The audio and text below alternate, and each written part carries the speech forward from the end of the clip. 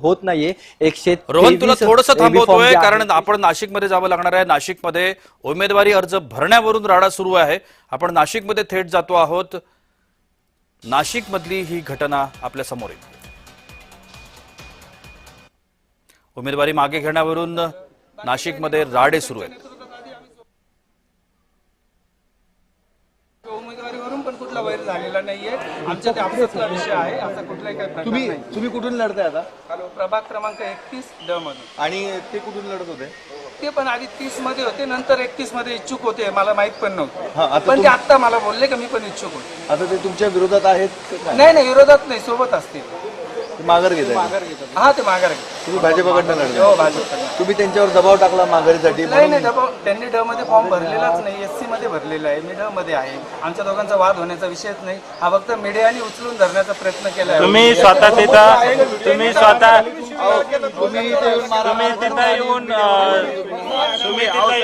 सगळ्या कॅमेरे चालू असताना तुम्ही त्यांच्या अंगावर धावून गेले आणि तुम्ही आज कसं काय म्हणताय का मीडियाने हे उचलून धरलंय?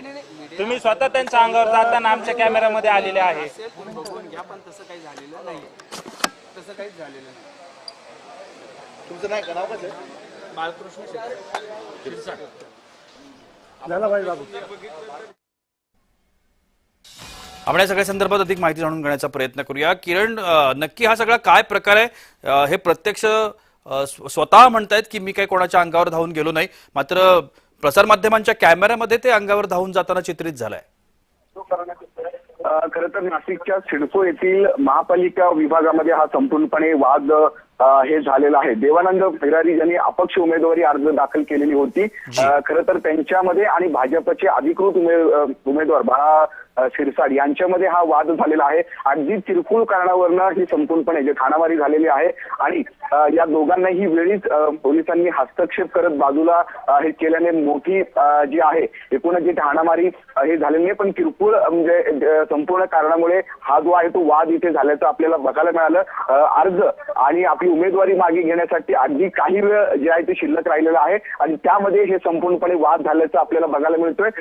देवानंद फिरारी यांच्या पत्नी जी आहेत वंदना फिरारी यांनी अपक्ष म्हणून उमेदवारी अर्ज दाखल केलेली होती। ते आपलं उमेदवारी अर्ज संदर्भात काही टेक्निकल गोष्टी आहेत त्याची माहिती घेण्यासाठी या महापालिकाच्या कार्यालयामध्ये आलेले होते आणि त्या ठिकाणी बाळा शिरसाट जे भाजपचे अधिकृत उमेदवार आहेत ते सुद्धा होते आणि त्यांच्यामध्ये हा संपूर्णपणे वाद झाला आणि किरकोळ कारणावरून ही संपूर्ण जी आहे हाणामारी झाल्याची घटना ही घडलेली आहे, पण वेळीच पोलिसांनी हस्तक्षेप करत आता या दोघांनाही बाजूला घेतल्याचं बघायला मिळत आहे। नक्की या सगळ्या घटनेमध्ये बाळा शिरसाट जे आता बोलत होते त्यांचं म्हणणं काय होतं? मी तुम्हाला थोडंसं थांबवतो आहे किरण।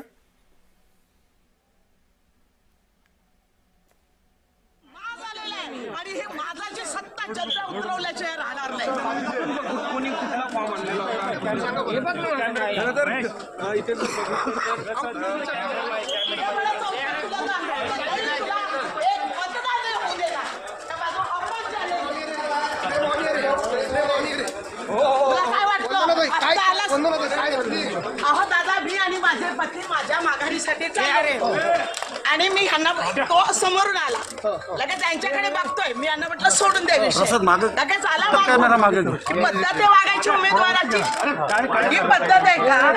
अहो दादा, मी तेच सांगितलं ना, तोच प्रश्न का?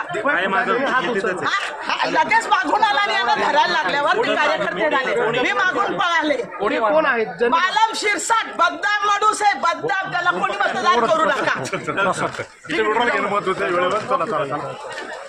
बदनाम माणसाला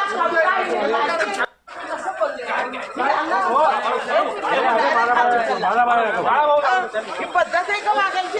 अरे उमेदवार आहे रे तू, लाज वाटायला पाहिजे। बघते ती तुमच्या घरातून कोणाला उमेदवारी नाही? कोणीच नाही, कोण नाही। तुमची उमेदवारी कापली गेली, त्यांना मिळाली म्हणून हा राग होता का? नाही, राग होता असं नाही म्हणण्यापेक्षा मी जात असताना त्यांनी अपशब्द वापरले त्याच्यामुळे हा वाद झाला। तुम्हाला कुठून उमेदवारी हवी होती आणि त्यांना कुठून मिळाली? मी प्रभाग क्रमांक 31 मधनही मागितली होती, ड या गटात मी उमेदवारी मागितली होती। तुमची उमेदवारी त्यांना गेली का? गेली ना फॉर्म तुम्ही परवाच यादी बघितली त्याच्यात त्याचं झालेलं आहे. शिंदेच्या सेनेची शिंदेच्या भारतीय जनता पक्षाच्या याच्यामध्ये आहेत ते. तुम्ही भारतीय जनता ते पण भारतीय जनता पक्षाकडनं आणि मी पण भारतीय जनता पक्षाकडनं. काय झालं ताई? हे बघा, मी आणि माझे पती आम्ही दोघंही जात होतो माझ्या उमेदवारीच्या माघारीसाठी. माझ्या उमेदवारीच्या माघारीसाठी मी जात होते. तो रस्त्यात उभा होता आणि जरा थोडंसं त्याने वेगळ्या अँगलने हे केलं, कारण त्याला वाटलं होतं की बिरारींना ज्या गटातून उमेदवारी पाहिजे तिथून आपण आलो, म्हणून जरा थोडीशी त्याला एक उमेदवारीचा माज आला होता आणि त्या अनुषंगाने त्याने केलं. मी ह्यांना म्हटलं सोडून द्या म्हटले अशांना, तर तो प्रत्युत्तर केलं आणि मग तिथे बाचाबाची झाली. परंतु जेव्हा आपण उमेदवार असतो, कितीही काही झालं तरी डोक्यावर बर्फ ठेवून तोंडात साखर ठेवून आपण एक एक मत मागत असतो. जर यांना उमेदवारी दिली म्हणून एवढा माज आला असेल तर जनता याचा माज उतरवल्याशिवाय राहणार नाही. आम्ही पण 4-4 वेळा नेतृत्व केलेले, निवडून आलेलो आहे. जनतेच्या याच्यात आपण कसं वागायचं याचं भान उमेदवारांना नसतं. तुम्हाला बीजेपीचं तिकीट कोणत्या दरवाजाने मिळाले हे जनजागृती आहे, मग तुम्ही वागता कसे जनतेशी? आज जर न काही असताना तुमचा एवढा माज आहे तर भविष्यात तुमचं धोरण काय असेल? उमेदवारी मिळाली नाही म्हणून ही नाराजी होती. आमची नाराजगी नव्हती. पहिला विषय तुम्ही लक्षात घ्या, आमचा विषयच नव्हता. आम्ही आमच्या माघारी घ्यायला आलो होतो आणि त्याने प्रत्युत्तर केलं वेगळ्या पद्धतीने, म्हणून हा वाद झालेला आहे. आणि तो त्याने मला डायरेक्ट बोलल्यावर यांच्याशी त्याची बाचाबाची झाली. एकाच पक्षात होते, नेमकं काय ते कोण आहे तुमचं कुठून? दादा, आम्ही आधी बिरारीने 30 मध्ये उमेदवारी मागितली होती. पक्ष बोलला तुम्ही 31 मध्ये उमेदवारी घ्या. 31 मध्ये उमेदवारी पुरुषांमधून ह्यांना देईल त्यांना जाईल. शेवटच्या क्षणापर्यंत चढाओढ चालू होती. त्याच्यात त्याला उमेदवारी मिळाली.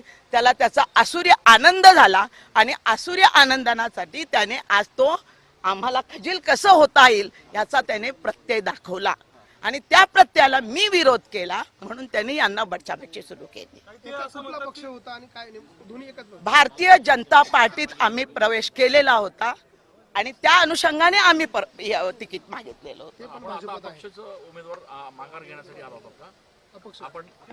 मी 30-31 मध्ये माझ्या गटातून उमेदवारी घेतली होती, तर माझ्या गटात मी माघारी घेईल ना. शिरसाट यांनी असं म्हणलंय की पहिले तुम्ही अपशब्द वापरले असं त्यांचं म्हणणं. अहो, मी कशाला त्यांना वापरू? आम्ही माझ्या नवऱ्याला म्हटलं चला सोडून द्या विषय, निघूया पुढे. आम्ही आमचं चाललो. अपशब्द वापरायचा जर समजा आता दुनिया एवढी वापरेल, तुम्ही मतदारांपर्यंत जातात, कोण कोण काय बोलतो, मग तुम्ही काय मारामाऱ्याच करणार का? हे मला उत्तर द्या ना. आता तुमची पुढची भूमिका काय, जे काय झालं? मी आता त्याची पोलीस कारवाई करणार. ठीक आहे, ओके, धन्यवाद. तर नाशिकमधली ही सगळी घटना आपल्या समोर आहे. बाळा शिरसाट आणि देवानंद बिरारी यांच्यामध्ये बाचाबाची झाल्याचं पाहायला मिळालं. प्रसारमाध्यमांचे कॅमेरे समोर असतानाच अशा पद्धतीनं जनतेचे सेवक म्हणून निवडून येऊन पाहणाऱ्या या सगळ्या उमेदवारांची अशा पद्धतीनं ते आमनेसामने येत आहेत हे पाहायला मिळतं.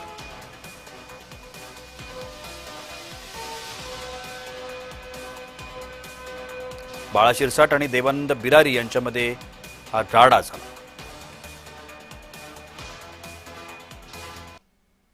वळ्या पुढल्या बातमीकडे. भाजप बंडखोर उमेदवाराला कार्यकर्त्यांनी घरात कोंडलं. अपक्ष उमेदवारी अर्ज दाखल केल्यानंतर आज माघार घेऊ नये